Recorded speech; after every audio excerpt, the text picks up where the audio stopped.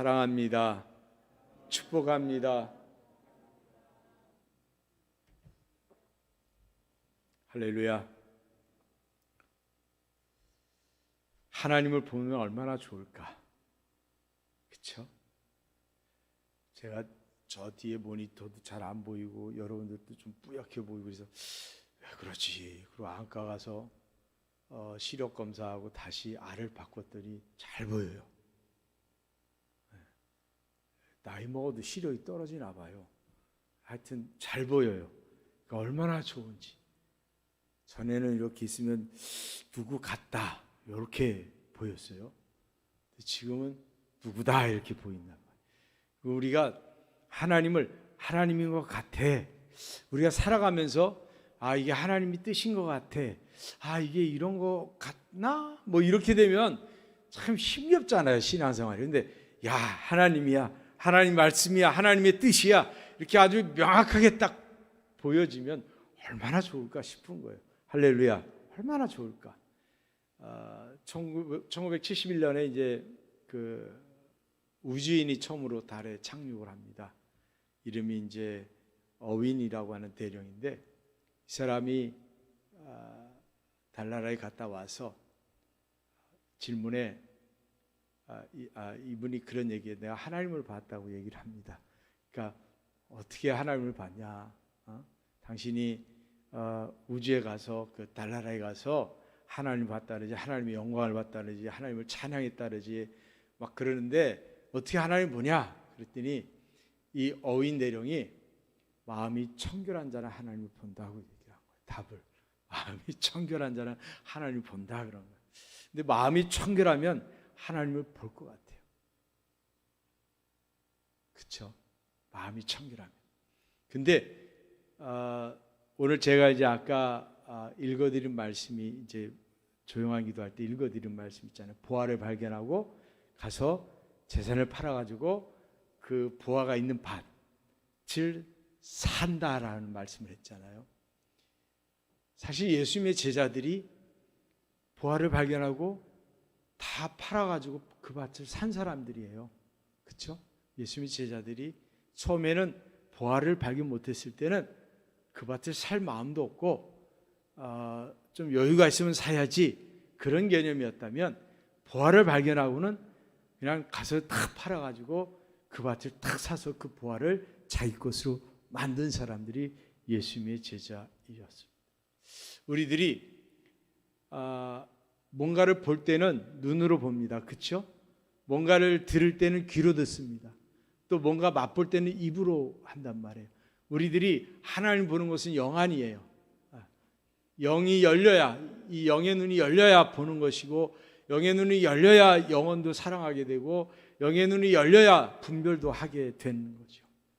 그런 측면에서 우리들이 마음이 청결하다고 하는 것은 아주 우리 신앙생활에서 중요한 부분입니다. 열린다라고 할 때 열리지 않으면 얼마나 답답하고, 또 안개 낀 것처럼 푸연 상태에서 보면 얼마나 이게 힘겨워요. 그런데 맑은 날 자연을 보는 것 같이, 또렷하게 누군가를 보는 것 같이 볼 수 있는 하나님의 은혜를 여러분이 다 누리시기를 주님으로 간절히 축원을 드립니다. 할렐루야. 그래서 사도 바울은 에베소 1장 18절에 너희 마음의 눈을 밝히사 그의 부르심의 소망이 무엇이며 성도 안에서 그 기업의 영광의 풍성함이 무엇이며 라는 말씀을 통해서 하나님의 세계를 탁 볼 것을 말씀하고 있습니다. 그런데 이사야 1장에 보니까 너희는 스스로 씻으며 스스로 깨끗하게 하여 내 목전에서 너희 악한 행실을 버리며 행악을 그치고 선행을 배우며 정의를 구하며 학대받는 자를 도우며 고아를 위하여 신원하며 과부를 위하여 변호하라, 그런 말씀을 합니다. 우리들이 이런 것들을 행할 수 있는 비결이 마음의 청결한 데서 온다라고 하는 거예요. 우리가 분명하게 하나님의 살아계심과 하나님의 뜻임을 내가 분명하게 보지 못하면 이런 일을 할 수가 없어요. 내게 확신이라고 하는 개념은 분명하게 보는 거예요. 확신은 분명하게 보는 거예요. 분명하게. 어떤 사람이 하나님을 본다고요? 마음이 청결한 사람이 하나님을 본다. 청결이라는 말은 성경에 여러 번 나옵니다. 이 청결이란 말 속의 뜻은 마음이 순수한 것을 말합니다. 순수하다는 것은 금이 순금, 그죠? 불순물이 전혀 섞이지 않은 게 순수함입니다. 쭉정이가 없는 알고, 이런 것들이 순수함이에요. 우리는 쭉정이가 좀 섞여도, 불순물이 좀 섞여도 뭐 그럴 수 있지, 이렇게 생각할 수 있어요. 그러나 하나님의 기준의 청결은요, 이 순수함은 다른 게 안 섞인 거예요. 다른 게 안 섞인 거예요. 그래서 예수님이 마태복음 18장에 이르시되 진실로 너희에게 이르노니 너희가 돌이켜 어린아이들과 같이 되지 않으면 결단코 천국에 들어가지 못하리라. 왜냐? 어린아이의 그 순수함이 있죠. 지금은 뭐 아이들이 태어나서 조금만 지나면 뭐 화면을 보잖아요. 핸드폰 보지요. 뭐 하다 보니까 순수함이 많이 사라지죠, 아이들이. 근데 자연 속에 뒹굴었던 예전의 아이들을 보면 참 순수한 거죠. 어른들의 거짓말에 잘 속아 넘어가고. 지금은 아이들이 어른들의 거짓말에 거의 속질 않죠. 예전에는 알고 모르고 속아 넘어갈 정도로 순수한 마음이 있었습니다. 그 다음에 이 청결에는 마음으로 분별이 가능한 거예요. 옳고 그름에 대한 이 분별이 있습니다. 그게 자기식으로 하는 게 아니라 하나님의 말씀으로 분별할 수 있는 거예요. 우리 식으로 하면, 내 기준으로 하면 옳고 그름이 이기적이 되잖아요. 그렇죠? 옳고 그름이 하나님의 말씀을 기준으로 해서 보게 되면 옳고 그름이 나타나게 돼요. 그게 뭔 차이가 있냐면, 내 기준으로도 옳고 그름이 분별될 수 있어요. 근데 하나님의 기준으로 옳고 그름을 하게 되면 변함없이 그 사람을 사랑할 수가 있어요. 내 기준에서 저 사람 나빠, 저 사람 글러, 저 사람 아니야 라고 하면 사랑하기가 참 어려워요. 하나님의 기준으로, 하나님의 말씀을 기준으로 해서 옳고 그름 분별하면 이 안에 긍휼의 마음이 있어서 저 사람이 나쁜데 불쌍히 보이는 거예요. 저 사람이 옳지 못한데 가련해 보이는 거죠. 그런 것들이 내 안에 있는 거예요. 그래서 우리가 이 청결에는 하나님의 말씀으로 분별할 수 있는 은혜가 있어야 돼요. 내 기준, 우리는 내가 옳고 그르면 그냥 된다고 생각해요. 막 쉽게 정죄하고 안 보면 되지 뭐. 아주 상종할 사람 아니야. 우린 쉽게 말하지만 하나님의 마음을 가지면 그 영혼이 불쌍히 보이는 거예요. 그 영혼이 불쌍히 보여요. 자식이 엄마 앞에서 아버지를 욕하잖아요. 그러면 엄마들이 자식 편 들어서 아버지 욕하는 사람 별로 없어요, 예전 분들. 근데 그 엄마도 아내로서 남편이 싫어요. 미워요. 근데 자식들 앞에서는 감싼단 말이에요. 장점을 얘기해 줘요. 왜? 불쌍하거든. 야, 그래도 네 아버지 불쌍한 사람이야. 그렇게 얘기해. 우리 성도는 세상 사람들이 정죄해도 성도는 그 마음을 가져야 됩니다. 그게 청결한 마음이에요. 불순함이 여기에 들어있지 않은 거예요.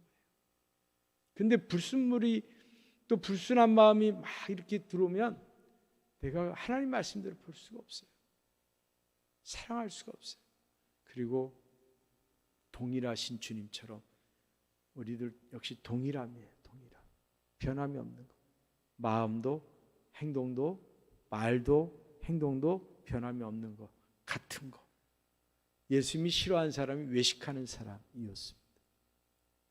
다른 거죠. 내가 진실로 너희에게 이르노니 세리들과 창녀들이 너희보다 먼저 하나님의 나라에 들어가리라. 그렇게 말씀합니다. 이게 뭐냐면 이 세리라든지 창녀들은 그 시대에 죄에 아주 죄 많은 죄를 지은 사람들의 구원 못 받을 사람들의 상징처럼 됐단 말이에요. 그런데 외식하는 사람들 향해서 그들이 먼저 천국에 너희들보다 먼저 들어갈 정도로 외식하는 사람들에서 아주 경계했습니다. 우리는 하나님 앞에 진실함이 있어야 되고 동일함이 있어야 됩니다. 그래서 그 동일함을 가지고 우리가 행함에 옮겨야 돼요. 사람이 진짜 동일하기 어렵죠. 그렇잖아요? 진짜 동일하기 어려워요. 어떨 때 더 어렵냐? 청결하지 못해서 이 안에 불순물이 자꾸 들어오면 더 어려워져. 왜? 생각이 많아지거든요. 생각이 많아지니까 동일해지기가 어려워요. 말한 대로 하기가 참 어려워져요. 그래서 청결한 자가 돼야 그냥 하는 거예요. 그냥 청결한 자는 그냥 하는 거예요. 그냥 하는 거예요. 우리들이 군대 가면은요, 당연히 거기 말을 들어야 된다고 생각하고 들어가요. 그래서 들어가면 기합 주면 기합도 받고 막 그럽니다. 여기 사회 있을 때 해봐요. 누가 하나? 안 하잖아요. 이미 우리는 군대 갈 때 군대는 이렇게 해야 돼라는 정의를 가지고 간단 말이에요. 그래서 거기에 맞춰 살아요. 제가 중학교 들어가니까요, 중학교가 높이 있어요. 그래갖고 계단이 잔뜩 있어요. 이게 이렇게. 계단이 많아요. 아, 힘들어요. 계단 이렇게. 좀 늦어봐요. 막 뛰어 올라가려면 얼마나 힘든지 몰라요. 그 쉬어봤는데 지금 뭐 개수를 모르겠어요. 그런데 계단이 많아도 있잖아요. 그 계단 때문에 학교 안 가는 애들이 없어요. 왜냐하면 이미 그 학교에 내가 원치 않게 뺑뺑이로 해서 이렇게 딱 배정이 됐지만 계단이 많은 것을 그냥 받아들이는 거예요. 아, 우리 학교 계단 많어. 그리고 그냥 계단을 이렇게 받아들이고 학생들이 가지, 계단 많아서 학교 안 가겠다는 애들은 없어요. 우리 그리스도인들이 내가 예수님 믿고 나는 이제 그리스도 살 거야 하면 그리스도인들의 그 틀이 있다는 거죠. 말씀. 거기에 그냥 난 말씀대로 살 거야 이렇게 되면 되는데 우리는 너무 생각이 많은 거예요. 이게 선택하고 뭔가 불평불만하면 바뀔 것처럼 생각을 자꾸 한단 말이에요. 그 청결은 뭐냐? 아, 그리스도는 이렇게 사는 거야. 그럼 그냥 그렇게 사는 거예요. 그게 청결이란 말이에요. 타워링이라는 영화가 전에 있었습니다. 그게 뭐냐면 이제 높은 빌딩에 불이 났어요. 그 안에 있는 사람들이 뭐 점잖은 사람 뭐 이런 게 있잖아요. 이렇게 평상시에는 점잖고 돈 많고 막 이런 사람들이 있는데 불 나니까 막 야수가 되는 거야. 살라고 막 야수가 되고, 또 반면에 어떤 사람은 다른 사람을 살리려고 노력하는 사람도 있고, 겉으로 봤을 때는 막 근사한 신사에서 그냥 뭐 점잖고 막 이럴 것 같은데 막 불 나니까 난리가 나는 사람, 숨겨져 있는 모습들이 있다는 거예요. 그래서 우리가 늘 하나님의 은혜를 구하고 살아야 되는 게 내 안에 자아가 덮여져 갈 수 있도록, 은혜로 덮여갈 수 있도록 우리가 기도하며 사는 거예요. 그래야 우리 청결을 갖고 가지요. 은혜가 아니면 청결할 수가 없잖아요. 여러분이 선한 것 많이 봐요, 선하지 않은 걸 많이 봐요. 여러분이 하나님과의 관계 속에서 말씀이나 기도나 찬양이나 이게 하루에 많아요? 아니면 그냥 세상의 것들을 접하는 게 더 많겠어요? 그러니까 우리가 은혜가 아니면 살아가기가 참 어렵다는 거예요. 은혜로 자꾸 덮여져야 청결을 유지해 갈 수가 있는 겁니다. 할렐루야. 우리는요, 청결하기 위해서 매일 회개가 필요합니다. 회개가 필요해요. 여러분 뭐 뽀드락지 같은 거 하나 나갖고 조그맣게 놨다고 방심하고 막 그냥 뭐 짜고 막 해봐. 이게 덧나가지고 이게 커지잖아요. 고름이 이렇게 잡히면 그 고름을 관리를 잘 안 하면 그거로 인해서 염증이 생기고 고통을 당하잖아요. 과일도요, 지금은 뭐 그런 게 별로 없지만 예전에는 과일을요, 상한 거, 썩은 것도요, 살짝 이렇게 잘 포장해서 이렇게 넣어놔요. 그리고 이제 팔 때 거기 섞어 넣고 막 그랬잖아요, 예전에는. 겉으로 봐서는 잘 몰라요, 이게. 잘 모른다니까. 내가 청결한 그리스도인지 아닌지를 잘 몰라요. 잘 몰라요. 그래서 우리는 어떻게 돼요? 회개를 통해서 청결을 자꾸 유지해야 된다. 닦아주는 거죠. 닦아주는 거예요. 이게 관광지 같은 데 보면 아들 난다거나 뭐 이러면은 하루방이나 뭐 어디 막 이렇게 막 만진 데 보면 막 반질반질 하잖아요. 예? 고기만. 다른 데는 거칠거칠한데 고기만 반질반질해요. 여러분 닦으면 닦을수록 깨끗해집니다. 하나님이 원하시는 청결한 자로 살아갈 수 있습니다.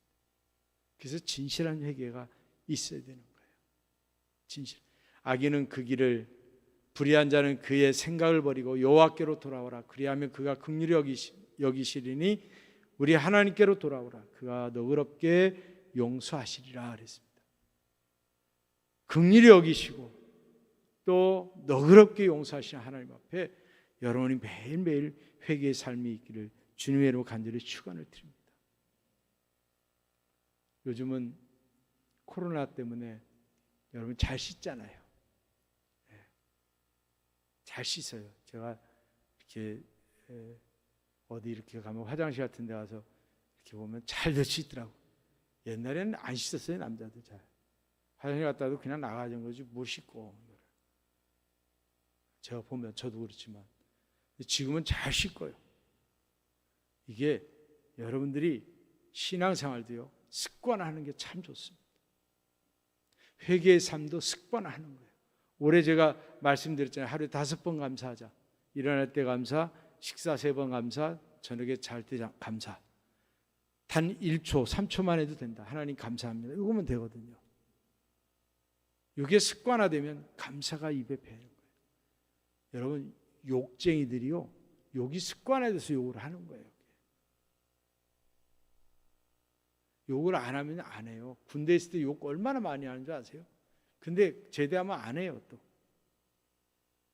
우리가 신앙생활에 이 회개의 삶도 여러분이 습관화하시기를 바랍니다. 할렐루야. 그래서 아차 해야지 이게 아니라 그냥 습관화되는 거예요. 약도요 먹다 보면 습관화돼요. 시간 되면 약 먹어야지 이렇게 돼요. 우리들이 하나님 앞에서 은혜로 살아가는 자들이잖아요. 우리는 그리스도 안에서 그의 은혜의 풍성함을 따라 그의 피로 말미암아 속량 곧 제사함을 받았느니라. 에베소 1장 7절입니다. 우리는 그 은혜의 풍성함을 따라서 우리가 제사함을 받았다는 거예요. 그래서 우리가 그것을 습관할 수 있기 바라고, 두 번째는 예수님을 내 생의 주인으로 모시자는 거죠. 늘 그렇잖아요.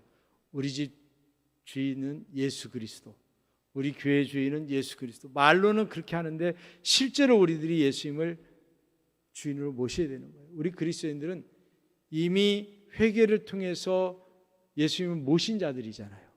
그런데 예수님의 비유에 보면 귀신이 나갔어요. 근데 이 귀신이 물이 없는 데 다니다가 갈 데가 없어. 아이고 다시 그 집으로 가야 되겠다. 청소도 다 해놨는데 이러고 들어가는데 자기만 들어가는 게 일곱 배 강한 많은 귀신을 데리고 들어간대잖아요. 이게 무슨 말이냐면 우리들이 예수님 영접하면서 회개하고 영접을 해서 깨끗해졌어요. 그런데 예수님 없는 삶을 살면 이 안에 다시 마귀가 틈을 탄다는 거예요. 그러니까 우리가 늘 예수님이 내 삶의 주인인 것을 인식을 하자는 거죠. 할렐루야. 인식을 하는 거예요. 그리고 그 인식하는 게 뭐예요? 예수님과 대화하면 되는 거예요. 할렐루야. 대화하는 거예요. 내가 영접한 자가 됐으니까, 자녀가 됐으니까 그 자녀로서 매사를 주님과 함께 대화하면서 의논하면서 살아가는 거죠. 그게 주인을 내가 인정하는 삶이 되는 거예요. 그럼 주님이 기쁘시겠잖아요. 여러분 자녀들이 여러분하고 하나 상의하지 않고 모든 거 다 하면 여러분이 부모인 것을 기쁘게 여기겠어요? 아니잖아요. 그래도 전화 와서 상의하고 그래야 아유 얘가 이러면서 얘가 엄마인 것을 아버지인 것을 기뻐하는 거예요. 우리 주님 마찬가지죠. 그 다음에 이제 우리가 청결하게 되기 위해서 우리들이 늘 성령의 도움을 받아야 됩니다. 할렐루야. 성령. 왜 그러면 유혹이 많아요. 시험이 많아요. 참 넘어지잖아요. 마음이 청결한 자가 받는 복이 하나님을 보는 건데, 하나님을 본다는 것은 하나님이 함께하는 건데 그 성령의 도우심이 없으면 안 되잖아요. 내 능력으로 하나님을 보고 내 능력으로 하나님과 함께 사는 게 가능하면 보혜사가 필요가 없죠. 그래서 우리들이 성령을 자꾸 찾으시기를 바랍니다. 할렐루야. 자꾸 찾으세요. 제가 보화를 발견하고 자기 전 재산을 팔아서 그 밭을 산 사람을 소개하려고 그래요. 누구냐면 박루가라고 하는 선교사입니다. 얼마 전에 이번에도 아마 나왔을 거, 얼마 인강극장에도 나오고 뭐 했는데, 이분은 의사입니다. 외과 의사인데 이분이 필리핀의 저 북쪽에, 필리핀은 남쪽과 북쪽으로 이렇게 깁니다. 근데 북쪽은 산악 지역입니다. 그래서 원주민의 개념보다도 산족의 개념으로 받아들입니다. 그래서 아주 미개한 도시고 지역이고, 이 산족들은 큰 도시를 이루고 살지 않습니다. 여하튼 거기에 30년 정도 헌신하신 분인데, 이분이 돌아가신 나이가 60세에 돌아가셨습니다. 하나님 부름 받은 게 60세인데 30년 정도를 봉사했으니까 아주 젊은 나이에 갔죠. 아들이 둘이고 부인이 있습니다. 아들과 부인은 한국에 있고, 그리고 필리핀 그 오지에서 산족을 찾아다니면서 복음을 전하고 의료를 행합니다. 참고로 필리핀에서는 차로 갈 수 있는데 가고, 그 다음에 산족을 찾기 위해서 걸어서 길게는 8시간에서 10시간을 걷습니다. 산을 짧게 몇 시간 걷고, 그게 산족들을 만나는 방법이에요. 이분이 필리핀 선교를 가서 선배하고 가서 내가 있어야 될 때가 여기구나 라고 마음먹고 젊은 나이에 거기에 가서 선교를 합니다. 주위에서는 뭐 반대하죠. 그리고 암에 걸립니다. 근데도 선교합니다. 그러다가 또 암에 걸립니다. 다른 암, 위암에 걸려 말기. 그래서 6개월 시한부 선고를 받습니다. 근데 기도합니다. 하나님, 지금은 아닙니다. 10년만 더 살려주세요. 이렇게 기도를 하고 항암 치료를 30회 이상 아주 받으면서, 항암 치료 끝나면 바로 비행기 타고 또 필리핀 날아갑니다. 그리고 가서 또 하는 거예요. 이유는 내가 여기 있는 시간에 거기에 죽는 사람이 있다는 거예요. 그래서 또 하나, 그들은 복음을 아예 모르기 때문에 내가 여기 있는 동안 영적으로 또 죽는다는 거예요. 그래서 가서 의료를 행하면서 복음을 전합니다. 그래서 추정하기를 13만 명 정도를 치료를 한 거예요. 그 지역에서. 근데 제가 놀란 게 있습니다. 이분이 자기의 생을 다 바쳤잖아요. 의학 공부하고 의사가 되고 얼마 있다가 그냥 가가지고 선교를 한 거잖아요. 다 지원받아서. 그 고된 삶을 또 암으로서 고통을 당하면서도 그 일을 합니다.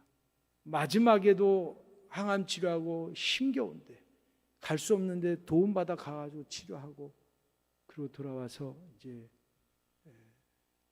하나님 부름 받았는데, 제가 놀라운 건 뭐냐면 그 부인이 그의 삶을 존중해줘요. 장모가 자기 사위를 향해서 존경한다고 그럽니다.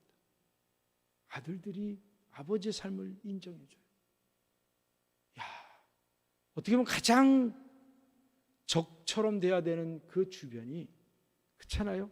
의사 사위고 의사 남편이고 얼마든지 편할 수 있는데 한 사람이 전 재산을 팔아서 보화를 사겠다고 가니까 나머지는 거지가 되는 거잖아요.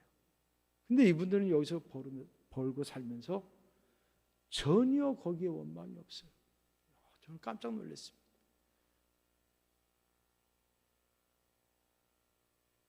진짜로 보화를 얻기 위해서 자기의 전 재산을 팔아서 밭을 사면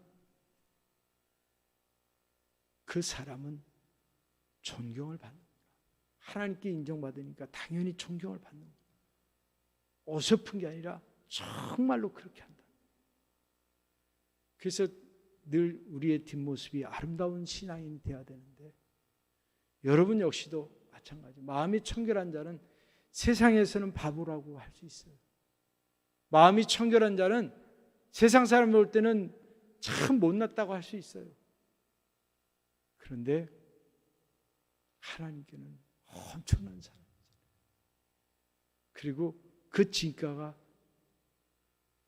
이 세상을 떠난 다음에 그 사람을 통해서 영향이 막 흘러가는 거예요.